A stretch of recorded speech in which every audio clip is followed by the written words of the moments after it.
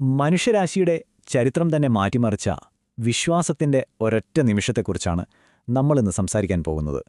ഒരു വാക്ക്, ഒരു തീരുമാനം, ഒരു സാധാരണ സ്ത്രീയുടെ വിശ്വാസം എങ്ങനെയാണ് ലോകത്തിന്റെ ഗതി തന്നെ മാറ്റിയത് എന്ന് നമുക്കൊന്ന് നോക്കാം. അതെ, എല്ലാം തുടങ്ങിയത് ആ ഒരൊറ്റ വാക്കിൽ നിന്നാണ്.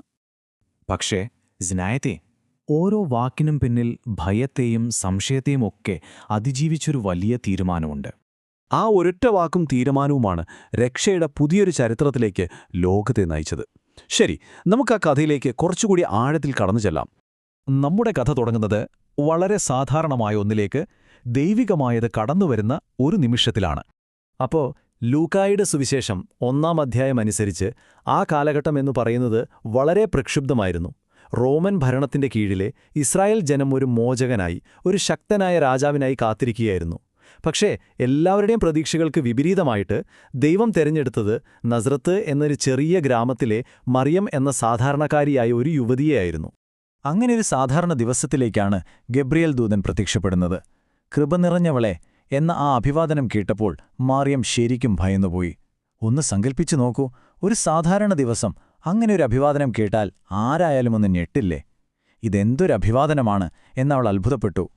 അവളുടെ ആ ഒരു പേടി കണ്ടിട്ട് ദൂതൻ അവളെ ആശ്വസിപ്പിച്ചു. ഇത് ശരിക്കും നമ്മളോടും സംസാരിക്കുന്നൊരു കാര്യമാണല്ലേ. ദൈവത്തിന്റെ വിളി ചിലപ്പോൾ നമ്മളെ ഭയപ്പെടുത്തിയേക്കാം, പക്ഷേ അവിടുത്തെ വാക്ക് എപ്പോഴും നമ്മളെ ആശ്വസിപ്പിക്കും, നമുക്ക് ധൈര്യം തരും.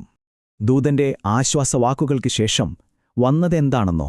മനുഷ്യന്റെ യുക്തിക്ക് ചിന്തിക്കാൻ പോലും പറ്റാത്ത ഒരു വാഗ്ദാനമായിരുന്നു. അതായത് ദൂതൻ പറഞ്ഞത് ഒരു സാധാരണ കുഞ്ഞിന്റെ ജനനത്തെക്കുറിച്ചായിരുന്നില്ല. അത് ദൈവപുത്രന്റെ മനുഷ്യാവതാരത്തെക്കുറിച്ചായിരുന്നു. അവൾ പ്രസവിക്കുന്ന കുഞ്ഞിന് രക്ഷകൻ എന്നർത്ഥം വരുന്ന യേശു എന്നു പേരിടണമെന്നും അവൻ ലോകത്തിന്റെ പാപങ്ങളിൽ നിന്ന് ജനങ്ങളെ രക്ഷിക്കുമെന്നും ദൂതൻ അറിയിക്കുകയായിരുന്നു.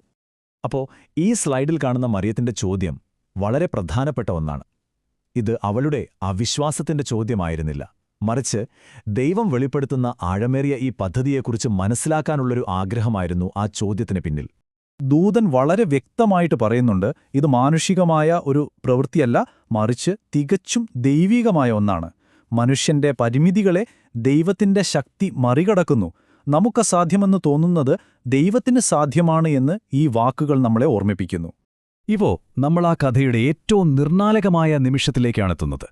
ലോകം മുഴുവൻ ഒരു വാക്കിനായി കാതോർത്തുനിന്ന ആ നിമിഷം. ഇതാണ് യഥാർത്ഥ വിശ്വാസമെന്ന് പറയുന്നത്. ഭാവി എന്തായിരിക്കുമെന്നോ, സമൂഹം എന്തു പറയുമെന്നോ, തന്റെ ജീവിതം എങ്ങനെ മറിയുമെന്നോ ഒന്നും അറിയാതെ അവൾ ദൈവഹിതത്തിന് സ്വയം സമർപ്പിച്ചു. ഒരു സംശയവുമില്ലാതെ പൂർണ്ണമായി ദൈവത്തിൽ ആശ്രയിച്ചു. ഇത് ദൈവശാസ്ത്രത്തിലെ വളരെ ശക്തമായ ഒരു താരതമ്യമാണ്.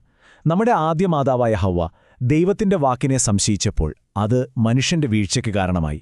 എന്നാൽ മറിയം, പുതിയ ഹവ്വ, തന്റെ വിശ്വാസത്തിലൂടെയും കീഴ്വഴക്കത്തിലൂടെയും രക്ഷയുടെ വാതിൽ തുറന്നു. ഒരു ഇല്ല മനുഷ്യനെ വീഴ്ത്തിയപ്പോൾ ഒരു അതെ മനുഷ്യകുലത്തെ മുഴുവൻ രക്ഷിച്ചു. ശരി, ഈ ചരിത്ര സംഭവത്തിൽ നിന്ന് നമ്മുടെയൊക്കെ ജീവിതത്തിലേക്ക് എന്താണ് പഠിക്കാനുള്ളത്? മറിയത്തിന്റെ ആ മാതൃക നമുക്കെങ്ങനെ പ്രായോഗികമാക്കാം എന്ന് നോക്കാം.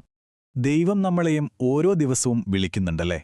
ചിലപ്പോൾ ഒരു സത്യത്തിനു വേണ്ടി നിലകൊള്ളാൻ, അല്ലെങ്കിൽ മറ്റൊരാളെ സഹായിക്കാൻ, അതുമല്ലെങ്കിൽ ഒരു പുതിയ വഴി തിരഞ്ഞെടുക്കാൻ. അപ്പോഴെല്ലാം നമ്മുടെ ഉള്ളിലും ഇതുപോലെയുള്ള ഭയങ്ങളും ചോദ്യങ്ങളുമൊക്കെ ഉയർന്നുവരാം. മറിയത്തിന്റെ ആ ഒരു വിശ്വാസമെന്ന് പറയുന്നത് ഒരു നിമിഷം കൊണ്ടുണ്ടായതല്ല, അത് പ്രാർത്ഥന നിറഞ്ഞൊരു ജീവിതത്തിന്റെ ഫലമായിരുന്നു. അതുപോലെ നമുക്കും ഇത് പരിശീലിക്കാൻ പറ്റും. ഇത് തുടങ്ങുന്നത് ചെറിയ കാര്യങ്ങളിലാണ്. ഓരോ ദിവസവും പ്രാർത്ഥനയിൽ നിന്റെ ഇഷ്ടം നിറവേറട്ടെ എന്ന് പറഞ്ഞുകൊണ്ട് ഒരു അതേ പറയാം. പിന്നീട് ജീവിതത്തിൽ ഭയങ്ങൾ വരുമ്പോൾ അതിനു പകരം വിശ്വാസം തിരഞ്ഞെടുക്കാം. ഇത് സാധ്യമാകുന്നത് എളിമയോടെ ജീവിക്കുമ്പോഴും എല്ലാറ്റിനുമുപരി അസാധ്യമായത് ചെയ്യാൻ പരിശുദ്ധാത്മാവിന്റെ സഹായം തേടുമ്പോഴുമാണ്. മറിയത്തിന്റെ ആ ഒരു അതെ ലോകത്തെ മുഴുവൻ സ്വാധീനിച്ചതുപോലെ നമ്മുടെ ഓരോരുത്തരുടെയും വിശ്വാസത്തോടെയുള്ള തീരുമാനങ്ങൾക്കും വലിയ ചലനങ്ങൾ സൃഷ്ടിക്കാൻ കഴിയും. ഒരുപക്ഷേ നമ്മളത് തിരിച്ചറിയുന്നില്ലെങ്കിൽ പോലും. അപ്പോൾ ഈ ഒരു ചോദ്യത്തോടെ ഞാൻ നിർത്തുകയാണ്. നിങ്ങളുടെ ജീവിതത്തിൽ ദൈവം ആവശ്യപ്പെടുന്ന ആ കാര്യം എന്താണ്? അതിന് ഒരു അതേ നൽകുവാൻ നിങ്ങൾ തയ്യാറാണോ?